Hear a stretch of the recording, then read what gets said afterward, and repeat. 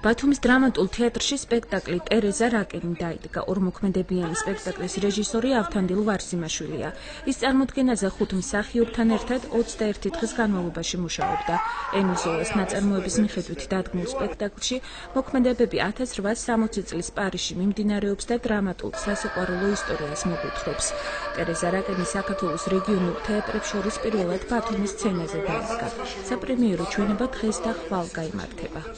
ავთვარასოდეს არ იმეორებს თავის მიგრებას.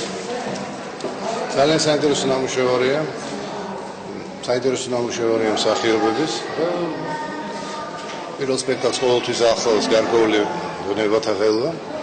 ეს ყველაფერი დაალაგდება და ძალიან კარგი, საინტერესო და პროფესიული სპექტაკლი შეიძენა მე მგონი ბათუმის თეატრში. მინდა ვთქვა, რომ ძალიან მიხარია, მოხარული ვარ და ბედნიერი, რომ ბათუმში დავდგი სპექტაკლი. ეს ჩემი დებიუტია თბილისის გარეთ, საქართველოს გულისხმობ.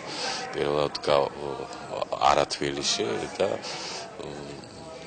ძალიან მიხარია, მართლა ვარ ბედნიერი, იმიტომ რომ თავის დროზე უნდა დამედგა და ვერ დავდგი.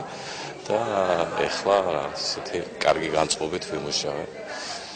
იმედი მაქვს, რომ ბათუმელ მაყურებელს მოეწონება სპექტაკლი.